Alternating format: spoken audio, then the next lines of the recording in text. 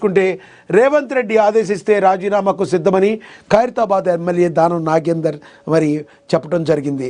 వీటన్నిటికీ కూడా అంకురార్పణ ఒకటే జరిగింది. బైపోల్స్లో కాంగ్రెస్ పార్టీ విజయ ఢంకా మోగించిన జూబ్లీహిల్స్ నియోజకవర్గం బైపోల్ మరి కాంగ్రెస్ పార్టీకి ఉవ్వెత్తున ఎగిసిపడేలా, కాంగ్రెస్ పార్టీలో నరనరాల్లో కూడా మరి తేజవంతం నింపేలా, ఒక బూస్టప్ ఇచ్చేలా ఆ విజయం అనేది దోహదపడింది అని చెప్పడంలో ఎటువంటి అతిశయోక్తి లేదు. మరి దాన్ని బేస్ చేసుకుని ఈరోజు వరకు కాంగ్రెస్ పార్టీకి ఒక రకంగా చెప్పాలంటే బీఆర్ఎస్తో పోలిస్తే జిహెచ్ఎంసీ పరిధిలో కొంత కాంగ్రెస్ పార్టీ కంటే కొంచెం తక్కువ బలం ఉంది. కానీ ఒక్క గెలుపే మరి కాంగ్రెస్ పార్టీలో మిగతా జిహెచ్ఎంసీ మొత్తంలో కూడా రానున్న పంచాయతీ ఎలక్షన్లు కూడా గెలిపే లక్ష్యంగా మరి కాంగ్రెస్ పార్టీ ముందుకు దూసుకుపోతుంది. ఇక ఎప్పటి నుంచో కూడా మరి మా పార్టీ ముద్ర మీద గెలిచారు, ఎమ్మెల్యేగా ఎలా ఉంటారు, రాజీనామా చేయాలని, వాళ్ళని డిస్మిస్ చేయాలని చెప్పి బీఆర్ఎస్ పార్టీ మరి కాంగ్రెస్ పార్టీలో చేరిన దానం నాగేంద్ర మీద మరి కొంతమంది కాంగ్రెస్ నాయకుల మీద ఫిర్యాదులు అయితే చేయటం జరిగింది. దీన్ని మీరు అసెంబ్లీలోనే పంచాయతీలో చేసుకోవాలి కానీ కోర్టు దాకా రావడం కానీ కోర్టు అంతకుముందు చెప్పింది. తర్వాత స్పీకర్ను కూడా వివరణ కోరింది, మనందరికీ తెలుసు. దానికి సంబంధించి అది ఇంకా నలుగుతుంది. ఇదే క్రమంలో ఎలాగో హైదరాబాద్లో మరి జూబ్లీహిల్స్లో పాగా వేసినప్పుడు మరి ఎందుకు మరి ఖైరతాబాద్లో పాగా వేయలేమనుకున్నారో ఏమో కానీ దానం నాగేంద్ర అంటే మామూలు వ్యక్తి కాదు. ఆయన తెలంగాణలో ఆయనకంటూ ఖైరతాబాద్ నియోజకవర్గంలో ఆయనకంటూ ఒక ప్రత్యేకతమైన స్థానం ఉంది. ప్రజలందరూ కూడా ఆయన వెంట నడిచిన పరిస్థితి. గతంలో ఆయన ఉమ్మడికి ఆంధ్రప్రదేశ్లో ఉన్నప్పుడు కాంగ్రెస్ పార్టీకే ఆయన ప్రాతినిధ్యం ఉన్నారు. ఆయన కాంగ్రెస్ పార్టీ నేతే. తర్వాత కాలక్రమేణా ఆయన బీఆర్ఎస్ పార్టీలో చేరటం, ఆ తర్వాత బీఆర్ఎస్ నుంచి కాంగ్రెస్లోకి రావటం చకచక జరిగిపోయాయి.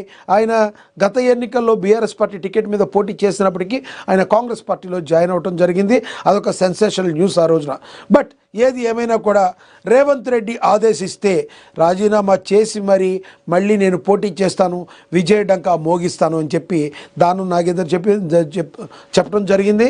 మరి దానం నాగేందర్ యొక్క కాంటెంట్కి కారణం కూడా జూబ్లీహిల్స్ ఉప ఎన్నికలే. మీరేమంటారు ఫ్రెండ్స్? కింద కామెంట్ బాక్స్ రూపంలో కామెంట్ చేయండి. ఇక తదుపరి చూసుకుంటే అన్ని కాలాలు అనుకూలంగా ఉండవు, మళ్ళా మన ప్రభుత్వం వస్తుంది, అధైర్యపడవద్దు, ఎర్రవల్లి నర్సన్నపేట సర్పంచులతో బీఆర్ఎస్ అధినేత కేసీఆర్ చెప్పారు. మరి ఇప్పటికే బీఆర్ఎస్ పార్టీ మరి నిర్జీవమైన పరిస్థితుల్లోకి వెళ్ళిపోతుంది. దెబ్బ మీద దెబ్బ ఇలా తగులుతూనే ఉన్నాయి. ఒక రకంగా చెప్పాలంటే బీఆర్ఎస్ పార్టీని వీక్ చేయడానికి ఎవరో వీక్ చేయడం లేదు, వాళ్ళ కుటుంబ సభ్యులే వాళ్ళల్లో వాళ్ళు ఒకళ్ళొకళ్ళు పడక మరి రకరకాల ఒకళ్ళ మీద ఒకళ్ళు విమర్శలు చేసుకుంటూ వాళ్ళలో వాళ్ళే డౌన్ అయిపోతున్న పరిస్థితిని మనం చూస్తాం. మరి జాగృతి అధ్యక్షురాలుగా ఉన్న మరి కేసీఆర్ కుమార్తె కవిత కూడా విపరీతమైన ఆరోపణలు చేయటం అనేది ఒక రకంగా ఆయనకి పెద్ద దెబ్బే అని మనం అయితే చెప్పుకోవచ్చు. కానీ ఏం చేస్తాం? ఎటువంటి పరిస్థితుల్లో మరి వాళ్ళల్లో మరి మళ్ళీ విశ్వాసాన్ని నూరిపోయాలి. ఎటువంటి పరిస్థితుల్లో మన ప్రభుత్వం వస్తుందని చెప్పాలి, లేకపోతే ఉన్న కేడర్ కూడా మరి చేయిజారిపోయే అవకాశం ఉంది. కాబట్టి కేసీఆర్ చెప్తున్నారు వీళ్ళకి మన ప్రభుత్వం వస్తుంది, అదేరి పడవద్దని. ఎర్రవల్లి నర్సపేట సర్పంచులతో బీఆర్ఎస్ అధినేత అయితే చెప్తున్నారు. ఎటువంటి పరిస్థితుల్లో విజయ డంకా మోగిస్తాం, మనమే వస్తున్నాం, అధికారంలోకి వస్తున్నామని చెప్తున్నారు. కానీ బీఆర్ఎస్ కార్యకర్తలకు కూడా ఒక అవగాహన ఉంది, ఇదంతా పై మాటకే కానీ ఆషామాషిగా జరిగే విషయం కాదని వాళ్ళకి ఎక్కడొక డౌట్ ఉంటుంది. కానీ మరి అట్లా అని ముందే చేతులు ఎత్తేస్తే ప్రయత్నలోపం అనేది జరుగుతుంది కదా. దానిలో భాగంగా వాళ్ళకి ధైర్యాన్ని నూరిపోసే క్రమంలో భాగంగా కేసీఆర్ ఇలాంటి వ్యాఖ్యలు చేశారని అయితే మనం అనుకోవచ్చు. ఇక పంచాయతీ ఎన్నికల్లో కాంగ్రెస్ ప్రభంజనం. ఏకగ్రీవాల్లో 95% కాంగ్రెస్ పక్షమే. మొత్తంగా ఏకగ్రీవాలు 385, కాంగ్రెస్ మద్దతుదారులు 357.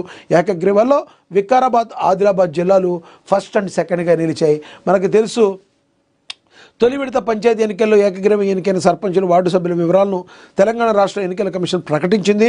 తొలి విడత పంచాయతీ ఎన్నికలు 3,836 గ్రామాల్లో జరుగుతుండగా ఇందులో 385 ఏకగ్రీవమయ్యాయి. ఏకగ్రీవాల్లో కాంగ్రెస్ ప్రభంజనం కనిపించింది. ఏకగ్రీవమైన వాటిలో 357 సర్పంచ్ స్థానాలను కాంగ్రెస్ మద్దతుదారులే కైవసం చేసుకున్నారని గణాంకాలు అయితే చెప్తున్నాయి. దీనిలో ఆదిలాబాద్, వికారాబాద్ కూడా ఉన్నాయంట. మనకు తెలుసు ఆదిలాబాద్లో మరి కాంగ్రెస్ పార్టీ ఇన్ఛార్జిగా ఉన్న కంది శ్రీనివాసరెడ్డి ఎంతో కృషి చేస్తున్నారు.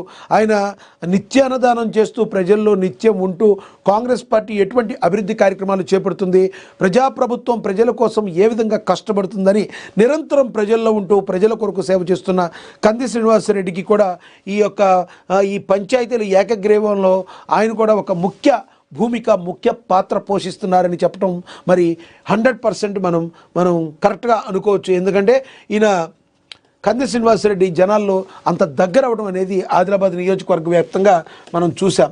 ఇక 1000 విమానాలు రద్దు, దేశ విమానాశ్రయాల్లో అల్లకల్లోలం, వసతులు లేక ప్రయాణికులు అక్కడికక్కడే నిద్ర.